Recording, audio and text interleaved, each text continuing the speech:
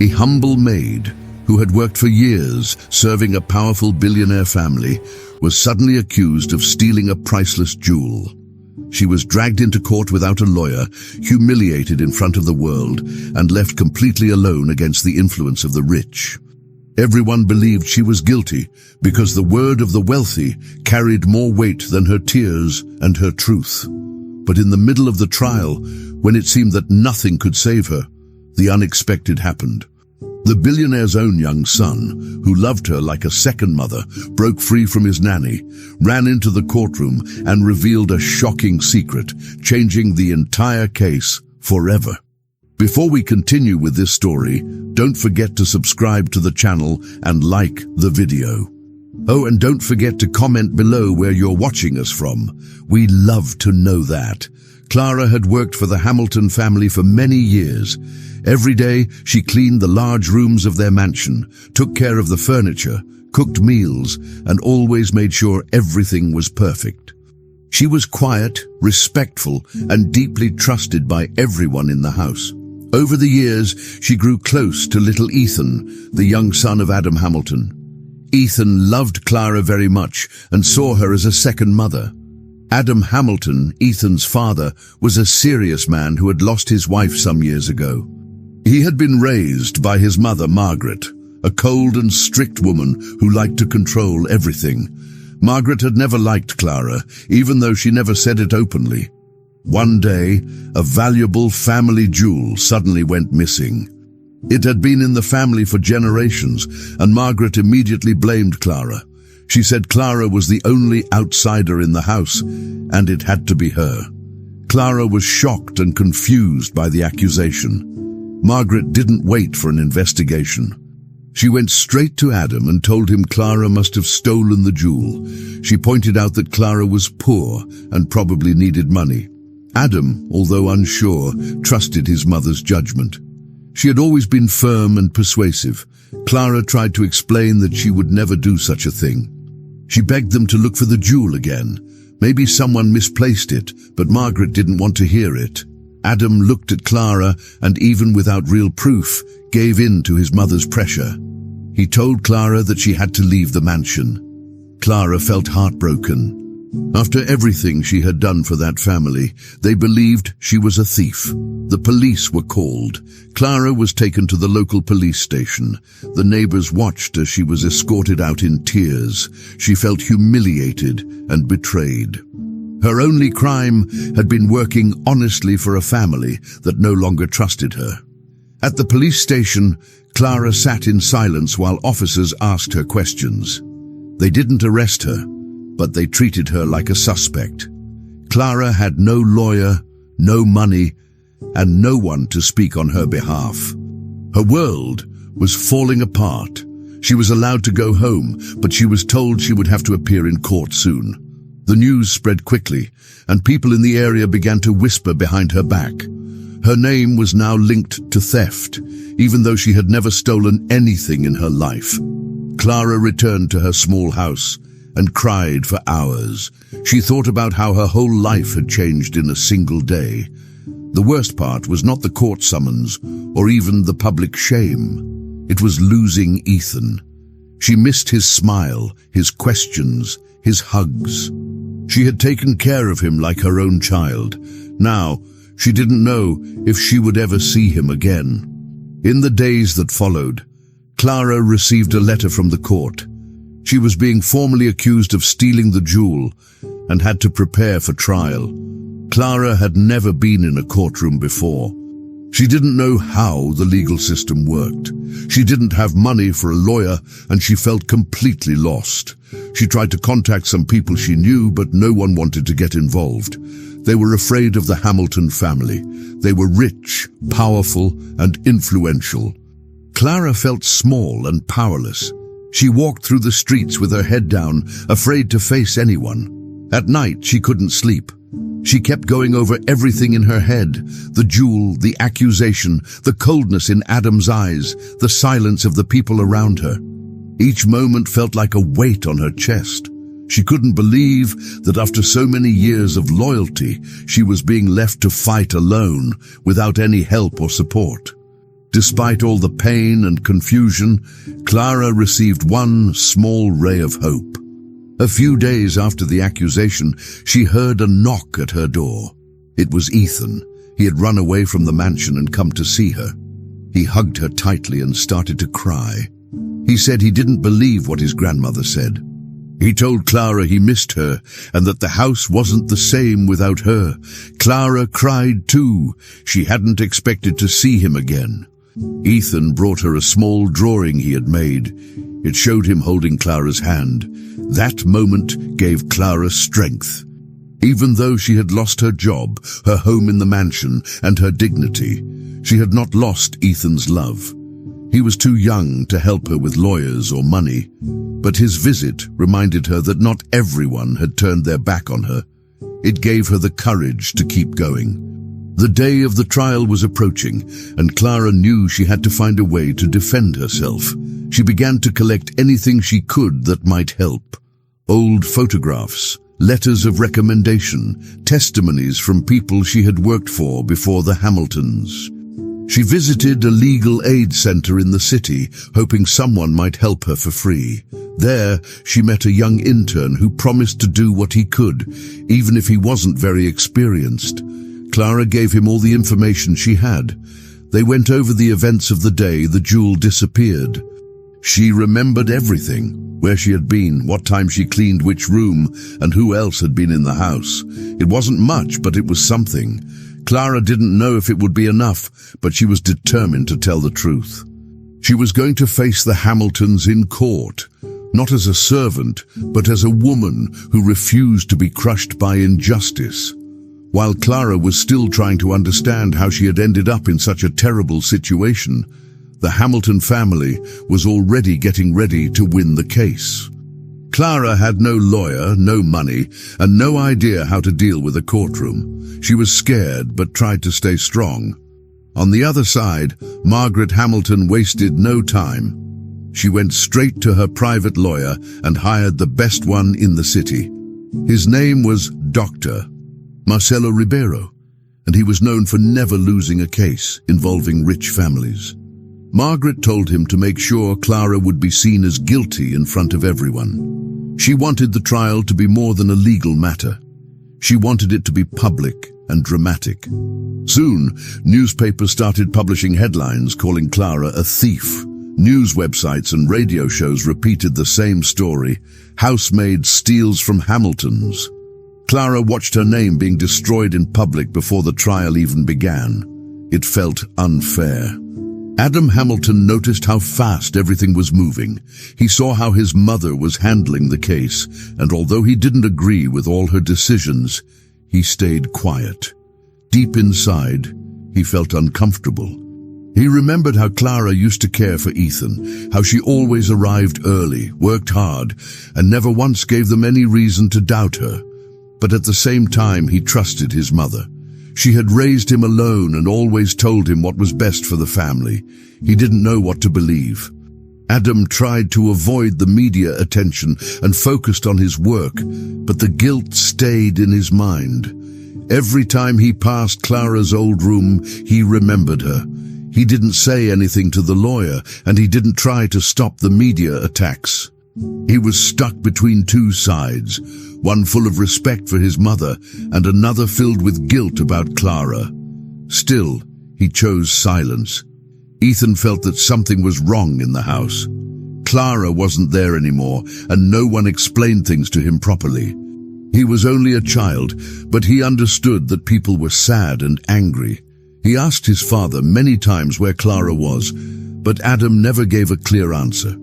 Margaret told Ethan not to worry, saying Clara had done something bad and wouldn't come back. Ethan didn't believe it. He remembered how Clara used to sing to him, help with his homework, and make his favorite snacks. He missed her stories at bedtime and her warm smile. Nothing felt the same without her. The new staff didn't know how to take care of him like she did. One night, Ethan drew a picture of him and Clara, just like the one he gave her before. He kept it hidden in his drawer. Deep down, he hoped that one day she would come back and things would go back to the way they were before. While the Hamilton family prepared for a clean victory, the real investigation seemed to be ignored. Clara tried to gather anything that might help prove her innocence. She asked a neighbor to go back with her to the house to check something. She remembered that there were security cameras near the room where the jewel was kept, but when she asked about the footage, no one gave her a straight answer. Eventually, she learned something strange. The camera that recorded the room had been turned off at the exact time the jewel went missing. That detail seemed important, but nobody was interested in it. Clara told a court official about it, but he said it wasn't relevant without evidence of who turned it off. Clara didn't know how to argue. She wasn't a lawyer. She had no idea who could help her dig deeper into this. That discovery made her more confused. Why would a security camera be off during a robbery? Margaret didn't let anything slow her down. She pushed for the trial date to be moved up, wanting everything to happen quickly. Her lawyer followed her instructions perfectly. He prepared statements to show how trustworthy the Hamilton family was and how suspicious Clara had always been, even without evidence. Margaret spoke to journalists and made small, off-record comments that suggested Clara had done this before. Some magazines published rumors that Clara had money problems or a secret debt, which wasn't true. Clara saw her image being destroyed more and more every day. The people who once greeted her on the street now looked away. Even some former friends stopped returning her calls. Clara felt like the world had turned against her, and she hadn't even had the chance to speak. She kept telling herself she was innocent, but with everything going on, it seemed like no one wanted to listen. The system had already made its choice before she could defend herself. As the trial day approached, Clara felt a heavy pressure on her shoulders. She barely slept at night. The newspapers still called her a criminal. Her court-appointed defender barely talked to her, and when he did, he acted like her case was just another file on his desk. Meanwhile, Margaret made sure the courtroom would be full of reporters and important people. She wanted the public to see that no one steals from the Hamilton family and gets away with it. Adam still didn't speak. He watched everything happen and told himself it was too late to stop it now. Ethan stayed quiet too, but he still thought about Clara every night. On the outside, it looked like the Hamiltons had already won, but inside Clara, something was still alive, the need to prove the truth. Even with the odds against her, she decided she would fight. She stood up on the morning of the trial with fear in her heart, but ready to face everything. Clara arrived at the courthouse early in the morning. She wore her old work uniform, the same one she used every day when she worked at the Hamilton mansion. It was all she had. She didn't have money to buy fancy clothes or pay for a proper lawyer. Her hands were shaking, but she kept her back straight. Inside the courtroom, people whispered as she walked past. Some looked at her with pity, others with judgment. She sat alone, holding a small bag with a few documents. Her eyes were red, but she fought back the tears. She didn't want to cry in front of everyone. The judge walked in, and the trial began. On the other side of the room, the prosecutor stood up. He had been hired by Margaret Hamilton and was ready to follow her plan. He called Clara an opportunist, someone who got too comfortable inside a rich house and thought she could take what didn't belong to her. Clara just listened, silently. As the prosecutor continued, he painted Clara as someone who had taken advantage of the Hamiltons' trust. He said she had used her position in the house to steal something valuable. He used words like ungrateful, calculated, and fake loyalty. The courtroom was quiet as he spoke. People were listening carefully, and many nodded along as if everything made sense. But Clara knew those things weren't true. She had never stolen anything. Still, without a proper lawyer to defend her, she had no way to stop the accusations.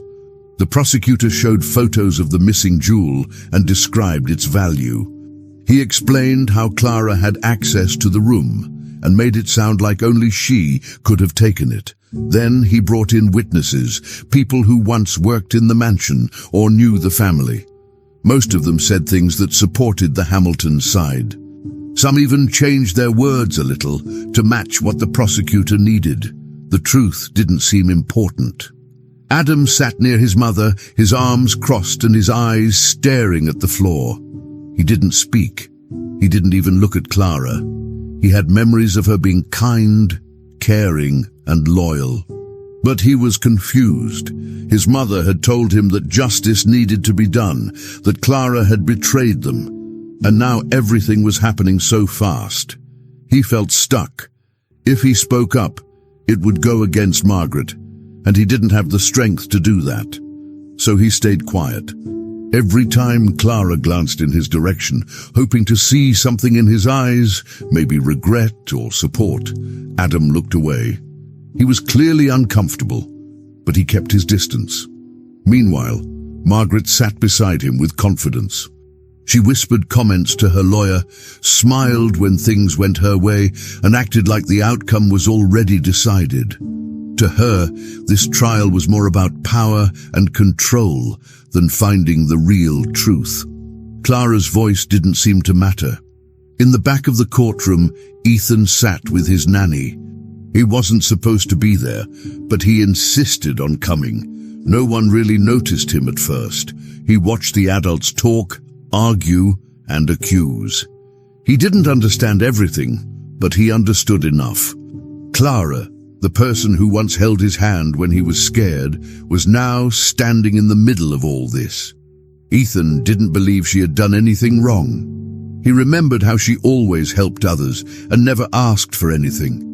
But no one asked him what he thought. He had to sit quietly, watching the people he loved fight in a way he didn't understand. The courtroom felt cold to him. Everyone looked serious. Even his father didn't smile. Ethan kept his eyes on Clara the whole time. He didn't say a word, but inside he wished he could run up and hug her. He didn't want her to feel alone. But children don't get to speak in court. Outside the courtroom, the media was waiting. News cameras were everywhere, and reporters shouted questions to anyone involved. Headlines had already labeled Clara as guilty.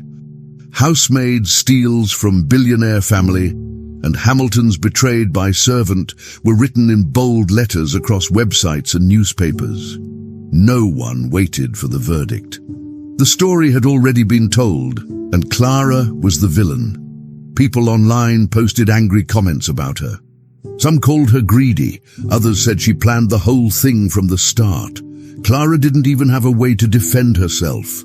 Her face was on the news, her name was trending, and her life was being destroyed in front of the entire country.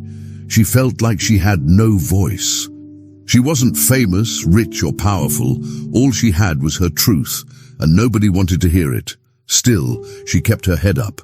She reminded herself of her values, of her late mother's advice, and held on to whatever strength she had left. When it was Clara's turn to speak, the courtroom went quiet again. She stood up slowly and walked to the witness stand. Her hands were cold, but she didn't shake. She took a deep breath and looked at the judge. Then she looked straight ahead and spoke clearly. She said she never touched anything that didn't belong to her. She explained how she had worked in that house for years, giving her best every day. She said she had loved Ethan like her own child and never imagined hurting the family. Her voice cracked once, but she didn't cry. She spoke from the heart. She said she knew people had already made up their minds, but she had to say the truth anyway. As she talked, most people didn't react. Some looked bored, others skeptical. It was as if her words had no weight. No one clapped, no one showed support. When she finished, she sat down again, alone, as if nothing she said mattered at all. As the trial continued, small inconsistencies started to appear in the case. During the first days, everything seemed to go exactly as Margaret Hamilton had planned. But slowly, some details began to stand out. A few people close to the Hamilton family were suddenly unavailable or unwilling to speak. The old housekeeper, who had worked at the mansion even longer than Clara, was mysteriously removed from her position. No one explained why. When Clara's court-appointed helper tried to reach her for a statement, the woman refused to comment. Then, one of the younger maids quietly told someone that she had seen Margaret entering the jewelry room late at night, just before the jewel disappeared. But the maid quickly backed off, saying she was afraid of losing her job. Fear was everywhere. The more Clara listened to these fragments of truth, the more confused she felt. She knew something didn't add up, but without support, she had no way to dig deeper or prove any of it. Inside the mansion, things weren't as calm as they looked. Ethan had been paying close attention to what was happening. Although he was still very young, he noticed the sudden change in how adults behaved around him. People whispered more, avoided certain topics, and changed the subject when he asked questions. Ethan started remembering something that had happened the night the jewel disappeared. He had seen someone moving around near the jewelry room when he got up to get water. But when he told his grandmother what he saw the next morning, she told him it was just a dream and not to mention it again. At the time, he believed her. But now, after seeing Clara in court and hearing how she was being treated, he wasn't so sure anymore. Ethan tried to talk to his father, Adam, about what he remembered. He waited for the right moment and finally approached him, but Adam seemed distracted and didn't listen. Ethan felt invisible. Margaret began noticing that Ethan was acting differently. He asked more questions and didn't seem interested in the toys she bought him. At first, she ignored it, but soon she realized he was thinking too much about Clara and the trial. She decided to act quickly. She told Ethan not to worry about grown-up problems and started spoiling him with new video games, treats, and a promised trip to the amusement park. She hugged him more often and told him how special he was. But behind all the affection, Margaret was trying to keep control. She feared that if Ethan spoke up, someone might start asking questions, so she kept him close and distracted. When Ethan mentioned again that he remembered something from the night of the theft, Margaret smiled and told him she believed him, but that it was better not to say anything. She said people might get confused and blame him. Scared, Ethan stopped asking and kept his thoughts to himself. Clara, on the other hand, was running out of hope. The trial wasn't going well, and her court-appointed defender barely talked to her. Every day, she went to court feeling smaller, as if nothing she said mattered. She still wore her old uniform because it was the only formal clothing she had. People stared at her like she was already guilty. One afternoon, as she returned home, tired and emotionally drained, she heard a knock at her door. A young woman stood there, holding a folder. She introduced herself as Emily, a new lawyer just starting her career.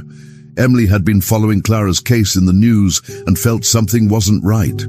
She said she didn't have much experience, but she believed Clara was telling the truth. Clara was surprised. No one had believed her in weeks. Emily asked if she could represent her officially. Clara hesitated at first, but quickly agreed. She had nothing left to lose and needed someone, anyone, who was willing to help. Emily began reviewing everything she could about the case. She stayed up late reading the court transcripts, watching the news reports, and writing down every detail Clara shared. She noticed how many statements seemed inconsistent. She also found it strange that no one had questioned why the main security camera in the jewelry room was turned off that night. Clara told her about the maid who mentioned seeing Margaret, but they didn't know how to find her. Emily took notes, made a list of people to talk to, and promised Clara she would do her best. She went to the courthouse to file the paperwork to officially replace Clara's old defender. The judge agreed, even warning Emily that this case was complicated and risky. Emily didn't back down. She knew she was inexperienced, but she believed in justice and in giving people a voice. Clara felt, for the first time in weeks, that she was not alone. Emily's presence gave her a small but powerful hope. While Clara and Emily worked quietly to prepare for the next steps, the Hamilton mansion remained full of secrets. Some of the staff were clearly nervous. A few maids avoided eye contact. Some stopped speaking to each other entirely. Margaret acted as if nothing was wrong, controlling everything with a smile. Adam, meanwhile, stayed quiet and distant, still unsure of what to believe. Ethan kept thinking about the night he saw something. Someone walking down the hallway. He knew what he saw. He didn't know how to explain it, but he wanted to help Clara. Every time he saw her in court, his heart felt heavy. But his grandmother's warnings kept playing in his head. He didn't want to cause trouble or make people angry, so he stayed silent. Margaret continued to watch everyone carefully, especially Ethan. She gave him more gifts and said nice things, but it was clear she was hiding something. The truth was close, but still locked inside the mansion. Emily started her investigation with care and patience. She visited the courthouse archives and asked for every document related to the Hamilton mansion and the supposed theft. As she read through the reports, she noticed small mistakes that didn't make sense. Times didn't match, notes from officers were incomplete, and the record about the broken camera seemed too vague. It looked as if someone wanted to hide more than they revealed. Emily compared the information with Clara's statements, and things didn't align. Clara had always been clear about where she was that night, but the reports ignored some of her words. Emily returned to Clara and asked more questions, writing everything in her notebook. The more she learned, the more she realized this case was not about a simple theft. Something deeper was being covered up. She decided she needed to go to the mansion itself to look around and maybe find answers that were missing from the official papers. While Emily was busy with her investigation, Ethan continued to feel restless. He had questions that no one seemed willing to answer.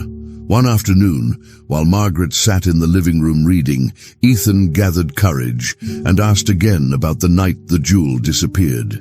He said he remembered something and wanted to know if Clara was really guilty. Margaret lowered her book, stared at him coldly, and told him to stop asking. She said adults had solved the matter and children should not get involved. Ethan didn't back down. He asked again why she was near the jewelry room that night. Margaret's face hardened. She warned him that if he kept insisting, she would send him away to a boarding school far from home. Ethan froze. The thought of leaving his father terrified him. Margaret leaned closer and repeated her warning. Ethan stayed quiet after that, but the fear inside him grew stronger. He knew his grandmother was hiding something, but he also knew she was dangerous. Adam, meanwhile, was under growing pressure. The media kept asking questions about the case, and people outside the family began to whisper that the Hamiltons were hiding details. The trial was becoming a spectacle, and Adam couldn't escape the attention. One night, he sat alone in his office and opened old recordings stored on his computer. He wasn't looking for proof about the jewel. He wanted to remember better times. As he scrolled through the files, he found a video of Clara with Ethan, taken shortly after his wife's death. In the video, Clara was sitting with the boy in his room, comforting him while he cried. She told him he was loved and safe, holding him until he calmed down. Watching the scene, Adam felt something shift inside him. He realized Clara had been more than an employee. She had been family. For the first time, he doubted his mother's certainty. Maybe Clara wasn't guilty. Maybe he had been wrong. Emily's search led her to an important discovery. She managed to speak with someone who had attended a charity event a few days after the night the jewel supposedly disappeared. That person told her they saw Margaret Hamilton wearing the exact same jewel at the event. Emily was shocked. If the jewel had been on Margaret's neck at the gala, then it was never stolen in the first place. She quickly looked for photos or news articles from the event, and for a short time she found one picture online showing Margaret in a dark dress with the jewel shining around her neck. Excited, she saved it and prepared to add it to Clara's defense. But the next day when she checked again, the photo was gone. The website had removed it, and the source refused to talk. It was as if the evidence had been erased overnight. Emily realized that Margaret's influence reached far beyond the courtroom. She had power to make things disappear. The loss of the evidence frustrated Emily, but it didn't stop her. She returned to Clara with the story and explained what she had found. Clara wasn't surprised. She always suspected Margaret had more to do with the case than anyone admitted. Hearing that the jewel had been seen in public only made her more certain. Emily promised to keep searching, even if the picture was gone. She suggested they try to contact other guests who were present at the event. Maybe someone else had noticed the jewel. Clara agreed, even though she felt the walls closing in around her. Each day in court was harder, and the accusations grew louder. She had almost no allies, except for Emily and her memories of Ethan. Clara thought about him often, hoping he still believed in her. For Emily, the missing evidence was not an end, but a clue. Proof that Margaret was desperate to keep the truth hidden, which meant they were getting closer. Inside the Hamilton household, Margaret began to feel the pressure too. She could sense Adam's silence was not the same as before, and Ethan's behavior made her uneasy. She knew Emily was digging into the case, and even if the young lawyer was inexperienced, she feared persistence could lead to results. Margaret told herself she had to act before things got out of control. She tightened her control over the staff, warning them not to speak to anyone outside.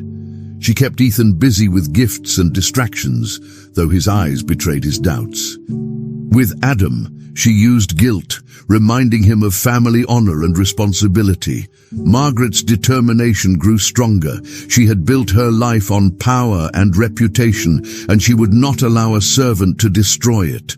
But for the first time, cracks were showing. People were asking questions, and secrets were harder to control. Margaret realized the circle was closing in. If she wanted to protect herself, she would need to take drastic action. On the third day of the trial, the atmosphere inside the courtroom was tense. The judge sat in his chair, the lawyers prepared their notes, and Clara tried to remain calm, even though she felt broken inside. Emily whispered encouragement, telling her to stay strong. The Hamilton family occupied their usual seats, with Margaret looking confident as always. Adam sat quietly, his expression unreadable. The trial was moving forward like the other days, with the prosecution continuing to attack Clara's character. Suddenly, the heavy doors of the courtroom opened, and Ethan slipped inside, having escaped from the nanny who was supposed to watch him. People turned in surprise as the boy ran straight to Clara. Without hesitation, he wrapped his arms around her waist, holding her tightly as if to protect her. Then in a loud voice, he pressed his small hand over her mouth and said, "Shh! I know who did this, Mommy." The entire courtroom froze in shock. The sudden outburst created chaos in the room. Journalists raised their cameras, people murmured, and the judge called for order. Clara froze, holding Ethan close, unsure of what was happening. Margaret's face turned pale, and Adam immediately stood up. The judge asked for the boy to be removed, but Adam interrupted. He stepped forward, his voice shaking as he said that Ethan should be allowed to speak. He explained that his son had been quiet for weeks, holding something inside, and now he needed to be heard. After a short hesitation, the judge agreed. Ethan looked around nervously, then at Clara, before speaking again. His small voice filled the silence of the courtroom. He said that one night, after waking up for water, he saw his grandmother, Margaret, in the office. He saw her holding something shiny and hiding it inside a box. He also heard her whisper to herself that Clara would be an easy target. His words made everyone in the room go silent again. The prosecutor quickly tried to take control of the situation. He stood up and argued that Ethan was just a child, too young to understand what he saw or heard. He said children often confuse dreams with reality and reminded the court that memories could be unreliable.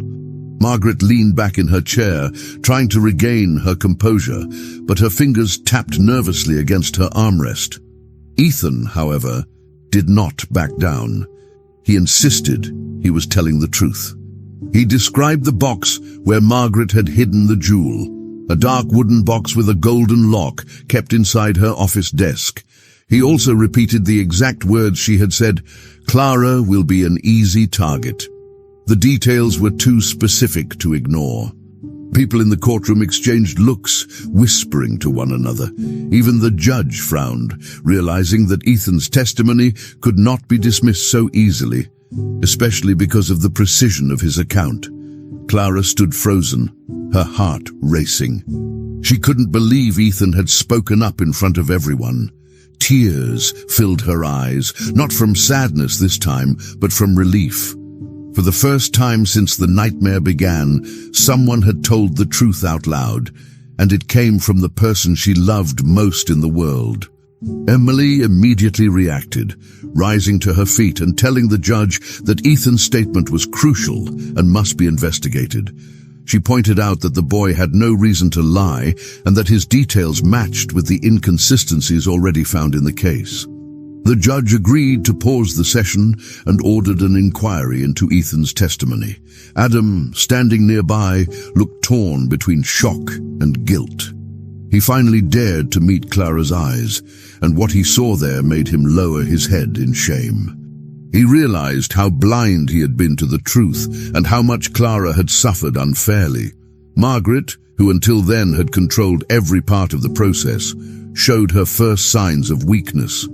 She tried to stay calm, but her lips trembled slightly as she whispered something to her lawyer. Her confident expression was gone, replaced by unease. For years, she had manipulated situations, silenced voices, and shaped reality to fit her desires.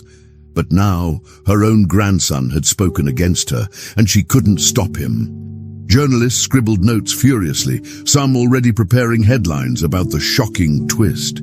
Reporters whispered that the perfect Hamilton image was falling apart. Adam sat still, visibly shaken, while Ethan leaned against Clara, holding her hand tightly. Margaret finally raised her voice, saying Ethan was confused and manipulated by Clara, but her words lacked their usual force. Everyone could see her composure cracking.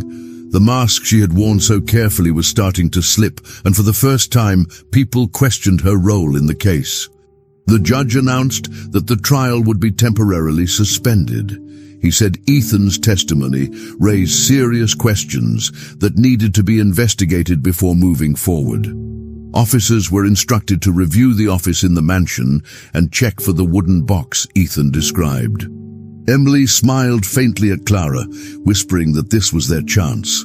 Clara, though overwhelmed, felt a wave of hope. For weeks, no one had believed her, and now the truth had finally begun to surface through Ethan's courage. Margaret sat in silence, her body tense, her hands clenched together. She knew the circle was closing in. Adam placed a protective arm around his son, still unable to process everything he had heard. The courtroom emptied slowly, filled with tension and whispers of change. For the first time, Clara walked out not as a defeated woman, but as someone who might still have a future. And beside her, Emily knew the fight had only just begun. With the investigation now open, the Hamilton mansion felt different. Tension grew in every corner of the house, and for the first time, Adam decided he could no longer stay silent. He waited until Ethan was asleep, and then went to his mother's office. Margaret was sitting behind her large desk, pretending to read, but she knew why he was there. Adam closed the door and demanded the truth. His voice was firm, louder than he had ever spoken to her before.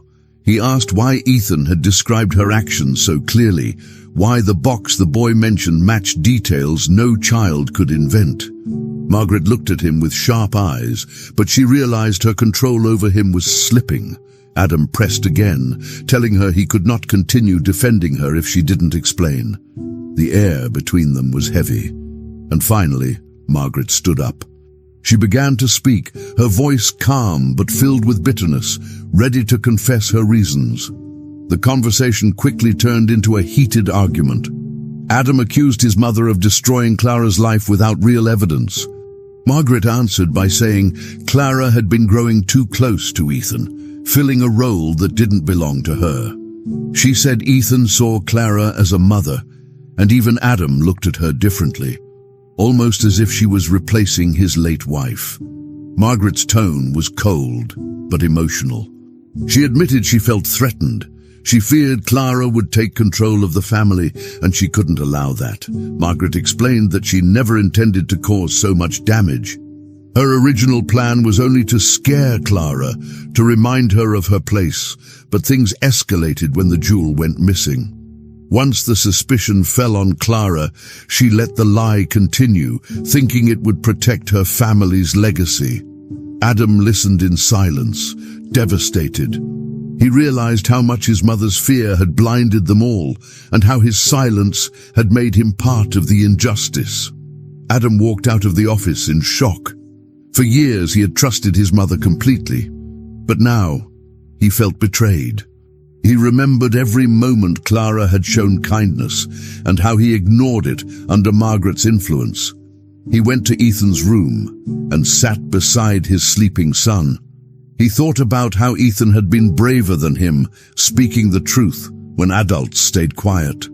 That night, Adam made a decision. He went back to Margaret's office, not to argue, but to search. He opened drawers, moved books, and finally discovered a small safe hidden behind a cabinet. After several attempts, he managed to open it with a key he found in Margaret's desk. Inside, he saw the missing jewel, carefully wrapped in cloth. But that wasn't all. The safe also contained envelopes with money, documents, and other items that didn't seem to belong there. Adam stared at the contents, realizing this was the proof that could finally change everything. The next morning, Adam didn't hesitate. He carried the safe to the police station and handed it over. The officers were surprised, but they immediately began taking notes and recording the evidence. Adam explained where he had found it and how it confirmed Ethan's testimony. He admitted that his mother had been hiding the jewel and possibly other valuables. The police thanked him and promised to include the discovery in the investigation. Adam felt a mix of relief and guilt. He had done the right thing now, but it came too late to undo the damage Clara had already suffered. Outside the station, reporters were waiting, and news spread quickly. Headlines changed overnight. Instead of calling Clara a thief, the media began to focus on Margaret Hamilton's involvement. The public, who had been so quick to judge Clara, started questioning the family's power and secrets. For the first time, Clara's name appeared alongside words like innocence and injustice. This time, things were different. Emily presented the discovery of the jewel and explained that it had been found hidden inside Margaret's office safe. She also pointed out the other suspicious items, suggesting there could be more behind the story. The judge allowed Clara to speak again, and she told her story with more confidence than before. Her voice was steady as she repeated that she had never stolen anything. She talked about her years of loyalty, her love for Ethan, and her respect for the Hamilton household. The courtroom listened closely, and this time people didn't dismiss her words. Reporters wrote down every detail, cameras focused on her face, and even members of the public who had once believed she was guilty now began to feel sympathy. Emily's arguments grew stronger, supported by the physical evidence. The entire case shifted, and Clara was no longer seen as the accused, but as a victim of a powerful family's lies. Margaret was forced to sit in the courtroom and watch the truth unfold. For the first time, her control was gone. She didn't speak, her eyes fixed on the floor as the prosecution tried to recover, but failed. Adam sat on the other side, holding Ethan close, finally breaking free from his mother's influence. He felt ashamed for not protecting Clara sooner, but he was determined to support her now. Ethan, though still a child, felt proud that his voice had made a difference. Clara, standing tall, looked at them both with mixed emotions. She had suffered humiliation, pain, and fear, but at that moment she saw a path toward justice. The people who once turned their backs on her were beginning to see the truth. The weight of lies was finally lifting, and for the first time, the future didn't seem hopeless. The case was far from over, but Clara finally had proof on her side, and the world was starting to listen.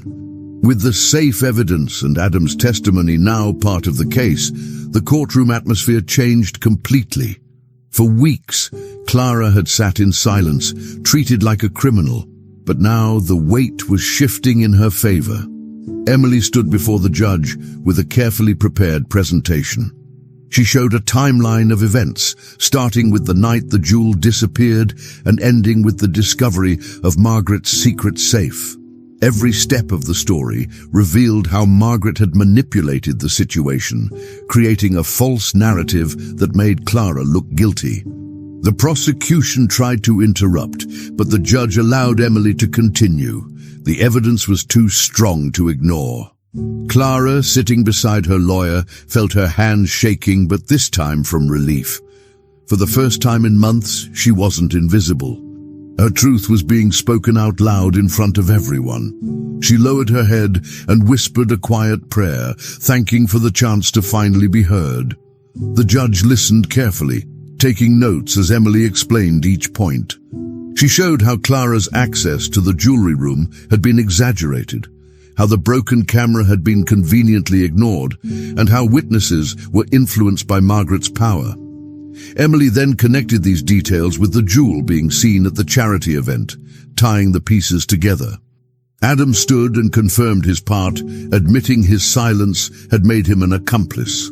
His words were heavy but honest, and the courtroom reacted with murmurs of surprise.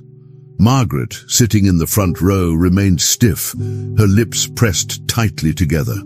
She avoided eye contact with everyone, especially Adam and Ethan. The judge finally raised her hand and declared that the process had been flawed from the beginning. She said Clara should never have been held under suspicion for so long without proper evidence.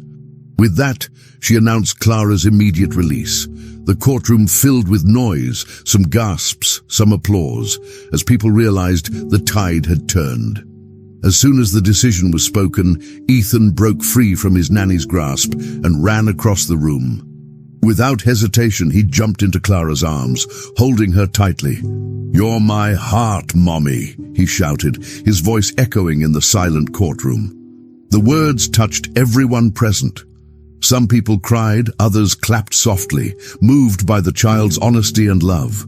Clara hugged Ethan with all her strength, tears streaming down her face. She whispered to him that she would never leave him, no matter what people had said before. For Clara, that moment meant more than the judge's ruling. It was proof that she still had Ethan's love and trust. The journalists captured the scene, their cameras flashing, and within minutes the image was spread across the media. A woman once condemned was now embraced as a symbol of hope and resilience. Clara didn't think about reputation or headlines, but about the boy who gave her strength to keep fighting. Outside the courthouse, the media exploded with the news. For weeks, headlines had called Clara a thief, a liar, and a disgrace. Now, those same outlets wrote news stories, describing her as brave, strong, and innocent. Television anchors spoke about injustice, while online articles praised her dignity throughout the ordeal. Comment sections filled with people apologizing for judging too quickly, and some even called Clara a symbol of resistance against abuse of power. For Clara, however, the noise of the media wasn't important. She didn't want fame or revenge. All she wanted was her name cleared and her life back. She told Emily she didn't plan to sue the family or demand money. Her only goal was to walk freely without shame and to live without people whispering behind her back. Emily admired her humility, knowing many in her place would have demanded more. Clara's victory was not about punishing Margaret, but about regaining her dignity. Adam took the opportunity to address the press gathered outside. He admitted publicly that he had failed Clara by believing his mother without proof. He explained how he had allowed her influence to silence him and how his silence had caused harm. Reporters asked difficult questions, but Adam didn't hide. He apologized directly to Clara, not as part of a legal strategy, but as a father and a man who had been wrong. Clara listened quietly, not answering right away, but her eyes showed she appreciated his honesty. Ethan stood by Adam's side, smiling for the first time in weeks. The boy's relief was visible, as if the heavy burden he carried had finally been lifted. For the first time since the trial began, father and son stood together, united in truth rather than in fear. Clara felt grateful for Ethan's courage and for Adam's change of heart. For her, their sincerity was enough to begin healing. Margaret, however, could not escape the consequences. The judge announced that she would be called to a new hearing to answer for her actions. The discovery of the jewel, the manipulation of witnesses, and her attempt to frame Clara were now part of a new case. Margaret didn't react outwardly, but her pale face betrayed her shock. She was escorted out of the courtroom by her lawyer, who avoided the press at all costs. Reporters shouted her name, demanding answers, but she said nothing. Clara watched from a distance, not with anger, but with a sense of closure. She had no desire to hurt Margaret further. Her only wish was to be left in peace, to rebuild her life, and to give Ethan the love and security he needed. As the day ended, Clara walked out of the courthouse free, holding Ethan's hand. Justice had finally begun to restore what had been broken, and a new chapter in her life was ready to start. When the court reconvened, Margaret made one last attempt to regain control. She raised her head high, spoke with authority, and tried to convince the judge and the jury that everything being said against her was false. She insisted Ethan was confused, Adam was emotional, and Clara was manipulating the situation through sympathy. For a moment, the courtroom was quiet, but then Emily stood up with documents and testimonies she had gathered. She presented written statements from staff who had left the mansion, people who were now willing to talk. With Margaret's influence weakened, they admitted details they had been too afraid to share before. One maid confessed that Margaret had pressured her to lie during the first hearings. Another employee revealed Margaret often used intimidation to control the staff. Slowly, Margaret's arguments fell apart, piece by piece. The more she tried to defend herself, the more her words looked desperate and hollow compared to the solid evidence in front of everyone. As testimonies continued, shocking details from the past came to light. It was revealed that this was not the first time Margaret had accused an employee of theft without proof. Years earlier, a gardener had been dismissed under similar circumstances, accused of stealing valuable items that were never actually proven missing. Another worker admitted she had been threatened by Margaret after refusing to cover up an incident. The courtroom gasped as these stories surfaced. They painted a pattern of behavior that showed Margaret's obsession with control and her willingness to destroy others to protect her image. The prosecutor, who at the beginning of the case had been firmly on her side, changed his stance. He asked for a criminal investigation against Margaret, listing charges such as perjury, defamation, and obstruction of justice. The judge nodded and agreed that the matter could no longer be ignored. Margaret, who once appeared untouchable, now sat in silence, exposed in front of everyone. Clara listened to everything, tears in her eyes. Not tears of pain this time, but of relief. After so many humiliations, so many days of doubt, she was finally hearing the truth acknowledged in front of the world. The judge declared her officially innocent, clearing her of all charges. The courtroom erupted with noise as reporters quickly sent the news across the country. On live broadcasts, Clara's name appeared with words like "innocence confirmed" and "justice done." For months she had been called a thief, but now the nation saw her as a victim of lies and cruelty. Clara held Ethan's hand tightly as she left the courthouse, no longer ashamed. Outside, people clapped. Some even apologized to her directly for believing the false accusations. She felt a weight lift from her chest. Her life had been broken apart by lies, but her name was clean again. This was all she had wanted from the beginning, not revenge, but truth. The days after the verdict brought Clara unexpected attention. Job offers began arriving from wealthy families who admired her resilience. Some offered her generous salaries, others promised comfortable housing and stability. But Clara politely declined each one. She told Emily that she needed time to rest, to heal, and to decide her future without rushing. She had spent too long living under the shadow of others' power and accusations. Now, she wanted peace. She dreamed of spending quiet days with Ethan, walking freely through the streets without fear of whispers or judgment. Emily supported her decision, knowing that Clara deserved the freedom to choose her own path. Clara was not interested in becoming a symbol or living in the spotlight. She only wanted to reclaim her life and dignity. For the first time in months, she could wake up in the morning without fear of what people thought of her. That was her true victory. Emily's role in the trial did not go unnoticed. Lawyers, judges, and even journalists praised her determination and courage. She had entered the case as an inexperienced young lawyer, unsure if she could handle the responsibility, but she had proven herself capable. Newspapers began calling her the rising star of justice, and law firms reached out with offers. Emily, however, remained humble. She said the case was not about her, but about fighting for someone who had been treated unfairly. Still, when Clara hugged her and thanked her with tears in her eyes, Emily allowed herself to feel proud. She had made a difference, and that was why she had chosen to become a lawyer. In private, she admitted to herself that the trial had changed her too. She now knew she had the strength to face powerful people and win. Seeing Clara free was her greatest reward, and she carried that moment in her heart with gratitude. Meanwhile, the Hamilton family faced a new reality. Ethan asked Adam if he could spend more time with Clara, saying he felt safe with her. Adam, though hesitant at first, agreed, realizing it was what his son truly needed. He had seen Clara's love for Ethan, and he no longer doubted her intentions. For Adam, the trial forced him to look at himself differently. He regretted his silence and the blind trust he had given his mother. He decided to rebuild his values and his relationship with Ethan, putting honesty before pride. Margaret, on the other hand, was left isolated.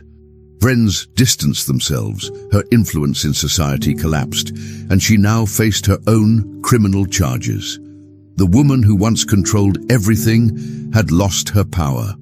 Clara, Emily, Adam, and Ethan walked out of the courthouse that final day with their lives changed forever. Lies had nearly destroyed them, but truth had given them a second chance. Margaret entered the courtroom, but this time she was no longer the accuser.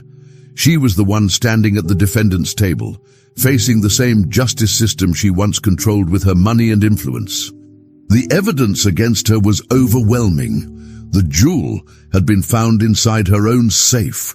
Testimonies from former employees confirmed her history of intimidation and lies. Records also revealed money transfers and valuables hidden without proper documentation. The prosecutor listed the charges clearly: false accusation, harassment, and misappropriation of family assets. Margaret sat still, her once proud posture now heavy with shame. She tried to defend herself, saying everything she did was for the good of her family, but her words carried no weight anymore. The judge listened, considered the facts, and then gave the verdict. Margaret was guilty. Her sentence was strict but fair: house arrest, a heavy financial penalty, and permanent removal from any control over the Hamilton fortune. Adam watched the trial with mixed emotions. He had grown up obeying his mother's every word, but now he saw her stripped of the power she had used for so long. When the sentence was read, he didn't feel joy. Instead, he felt a deep sadness, knowing how far she had gone to hold on to control. But at the same time, he knew it was necessary. Justice had to be done. Once court was adjourned, Adam officially stepped into his new role as the leader of the Hamilton businesses. Reporters asked how he planned to move forward, and his answer surprised many. He said the family empire would no longer operate with arrogance or fear. He promised to lead with transparency, fairness, and respect for all workers. For Adam, this was not only about saving the family's reputation, but also about repairing the damage caused by years of silence. His first step was to rebuild trust, starting with Clara. Adam reached out to Clara personally. He met her not as an employer or accuser, but as someone who respected her strength. He told her he'd been inspired by her courage and by the injustice she endured. He shared an idea for a foundation dedicated to helping women who had been falsely accused or unfairly treated, just like her. Adam admitted the idea came from seeing Clara's suffering and her determination to keep her dignity. Clara listened carefully. She didn't want to return to the mansion or to her old life as a servant, but when Adam explained she would not work as staff, but as the director of the foundation, Clara smiled. This was different. It was a chance to use her painful story to help others. Clara accepted, not out of obligation, but because she believed something good could come from everything she had endured. It was the beginning of a new chapter, one she chose freely. Emily celebrated Clara's decision as much as Adam did. The young lawyer saw her former client now stepping into a leadership role that she fully deserved. At the foundation's announcement, journalists called Clara a symbol of resistance and dignity. But Clara herself avoided those titles. She insisted she was just a woman who wanted to live honestly. Still, she worked with Emily to shape the foundation's mission, providing legal aid, emotional support, and opportunities for women silenced by power. Adam provided the funding, but Clara made the rules. She was no longer cleaning floors or living under suspicion. She was directing meetings, hiring staff, and planning campaigns. For Emily, watching Clara grow into this role was proof that justice wasn't only about courtrooms. It was about giving people back their voices. The foundation became a living example that the truth could survive, even against wealth and influence, and Clara's name now carried respect, not shame. Ethan adjusted to the changes better than anyone expected. He still spent time with his father, visiting the Hamilton estate when necessary, but he preferred being with Clara. He told her once, in his innocent way, that she was his real mom in the heart. Clara smiled and told him he would always be part of her life. Adam supported their bond, understanding that Ethan's happiness depended on feeling safe and loved. He no longer tried to erase Clara's presence from their lives. Instead, he encouraged it. For Ethan, the two worlds finally made sense, the luxury of his father's side and the warmth of Clara's care. He knew exactly where love and truth lived. Whenever he looked at Clara, he remembered the courage it took for her to stand strong when everyone turned against her. Ethan's laughter returned, his nightmares faded, and he once again felt like a child, free to dream. As the months passed, Clara learned to breathe again. The fear that once followed her disappeared. She walked through the city without shame, no longer hiding from people's eyes. She worked hard at the foundation, but also allowed herself moments of rest, surrounded by Ethan's joy and Emily's friendship. One evening, after a long day, Clara stepped outside and watched the sunset. The colors in the sky reminded her of everything she had survived. She thought of the courtroom, the lies, the humiliation, and the pain. But now she was free, and she didn't need to shout or fight anymore. The truth had spoken for itself, and it had won. Clara closed her eyes, letting the peace sink in. For the first time in a long while, her heart was calm. The story that began with accusations ended with justice. The sun disappeared slowly, and Clara smiled, knowing she had found her place in the world again. Finally, we've reached the end of this story. I'm extremely happy that you've made it this far. Thank you very much for watching. Comment below what you thought and what was the best or worst part. Don't forget to subscribe. Until next time.